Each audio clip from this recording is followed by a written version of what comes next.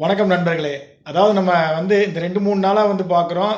TVK struggling to form the government அப்படிங்கிறது உண்மைதான். என்னதான் காங்கிரஸ் ஆதரவு தெரிவித்தாலும் கூட 118 அப்படிங்கிறதுல கராரா பார்த்தீங்கன்னா ஆளுநர் இருக்காரு. சரி, இதெல்லாம் தாண்டி பார்த்தீங்கன்னா பயங்கர ஒரு விஷயமா ட்விட்டரில் பார்த்தீங்கன்னா அப்பா சத்தியமாக சொல்கிறேன் தாங்க முடியல.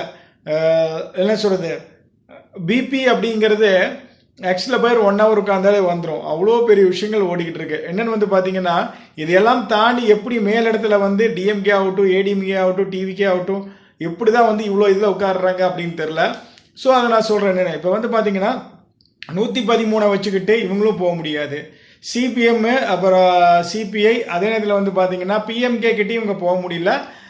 முஸ்லீம் லீக் கட்சியும் பார்த்தீங்கன்னா நாங்கள் கூட்டணி வைக்கிறது இல்லை அப்படின்னு சொல்லிட்டாங்க. விசிகே தான் பார்த்தீங்கன்னா இல்லை சொல்லுது மதில் மேல் பூனை மாற போகலாமா வேண்டாமா மேலே சொல்லட்டும் நாங்கள் போகிறோம் அப்படிங்கிறாங்க. ஏன்னா திருமாவுக்கு என்ன ஒரு டவுட்னா, இப்போ ஒருவேளை அங்கே போயிட்டோம்னா அடுத்தது டிஎம்கேவோ ஏடிஎம்கே போக மாட்டார்.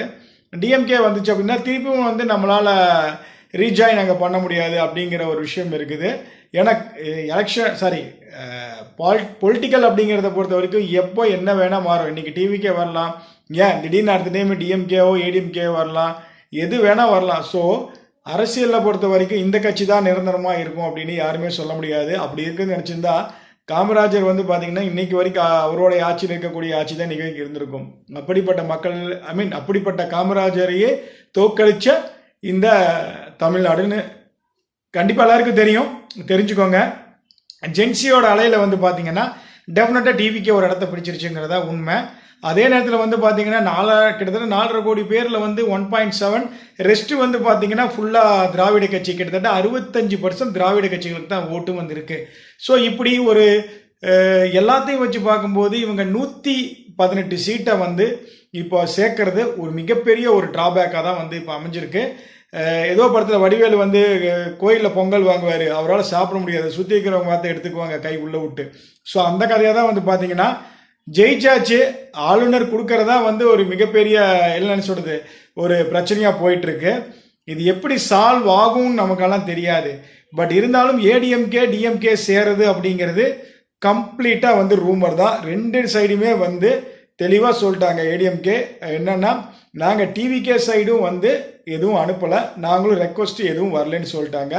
அதே நேரம் டிஎம்கே ப்ளஸ் ஏடிஎம்கேலையும் தெளிவாக இருக்காங்க. ஏடிஎம்கே டிஎம்கே நான் எதிர்கட்சி போயாச்சு அவ்வளோதான் சொல்லியாச்சு. பட் டிஎம்கே பார்த்தீங்க அப்படின்னா இல்லை, அவங்க எதிர்கட்சி எல்லாம் போகலை, இனி ஏடிஎம்கேவோட சேர்ந்து இதை ஒன்று சேர்ந்து டிஎம்கேவும் ஏடிஎம்கேவும் திருப்பியும் எடப்பாடி பழனிசாமி பார்த்தீங்கன்னா அவரை ஒரு சிஎம் ரோல் உட்கார வைக்க போகிறாங்க அப்படிங்கிற மாதிரியும் டாக் போயிட்டு இருக்கு. பட் இப்போ பார்த்தீங்கன்னா காங்கிரஸ் அங்கே போனோம்னா கிட்டத்தட்ட இது ஒரு 117 இது 118 இப்படி தான் இருக்கு. ஸோ அங்கே போனாலும் ஒரு இழுபறி இருக்குன்னு வச்சுக்கோங்களேன். பட் அதே நேரத்தில் பார்த்தீங்கன்னா கண்டிப்பாக இது ஒரு தொங்கு சட்டமன்றமாக தான் நான் பார்க்குறேன். ஏன்னா சத்தியமாக சொல்கிறேன், இந்த கவர்மெண்ட் அவங்க ஃபார்ம் பண்ணுறதுக்கு உண்மையிலேயே இப்படி ஒரு விஷயம் நிற்குமா அப்படின்னு யாருமே எதிர்பார்த்துக்க மாட்டாங்க. அதே போல் நிறைய ஸ்கேம்ஸ் டிவிகே சைடு ஒளிபரப்புகிறாங்க. இதெல்லாம் தெரிஞ்ச விஷயந்தான். ஏன்னா நம்ம நிறையா டிஎம்கே பீரியடில் இருக்கும்போது டிஎம்கே பற்றி நிறையா விஷயத்தை பரப்புனாங்க. ஸோ மிரர் மாதிரி தான், நியூட்டன்ஸ் தேர்லா டிவிகே என்ன பண்ணிச்சோ அதே தான் டிஎம்கே பண்ணுது. நாளைக்கு டிஎம்கே என்ன பண்ணுது, டிஎம்கே இது வரைக்கும் என்ன பண்ணிச்சோ அதை டிவிகே பண்ணிச்சு. டிவிகே என்ன பண்ணுறாங்களோ அதுதான் நாளைக்கு டிஎம்கேவும் பண்ணுவாங்க. ஸோ டெஃபினட்டாக இது தொன்று பழகிட்டே தான் இருக்கும். பட் என்னை பொறுத்த வரைக்கும் ஒரே ஒரு விஷயத்தை நான் சொல்லிட்டு முடிக்கிறேன். கவர்மெண்ட் ஃபார்ம் பண்ணுறது அவ்வளோ சாதாரண காரியம் இல்லை. இப்போ டெஃபினட்டாக அந்த அரசியல் களம் ஹீட் என்ன அப்படிங்கிறத டெஃபினட்டாக டிவிகே ரியலைஸ் பண்ணியிருப்பாங்க. ஏன் சொல்கிறேன்னா பெரும்பாலும் எல்லாருமே ஒரு மாற்றத்தை விரும்பி தான் அந்த ஓட்டை போட்டோம். ஆனால் ஒரே ஒரு விஷயம் என்னென்னா விஜய் அவர்கள் போய் காங்கிரஸுக்கிட்ட அந்த சீட்டு வாங்கி இந்த கவர்மெண்ட்டை ஃபார்ம் பண்ணுங்கிற அவசியம் அவர் கிடையாது. ஒரு 3-4 மாதம் கழிச்சு ரீஎலெக்ஷன் வைங்க பார்த்துக்கலான்ட்டு போயிருக்கணும். எனக்கு உண்மையில் அதுதான் பார்த்தீங்கன்னா மோரோவர் ஒரு இதுவாக போயிடுச்சு. என்னென்னு பார்த்தீங்கன்னா ஒரு கன்வீன்சிங்காக இல்லை. பட் ஓவரால் பார்க்கலாம் என்ன நடக்குது அப்படின்னு சொல்லிட்டு தேங்க்யூ.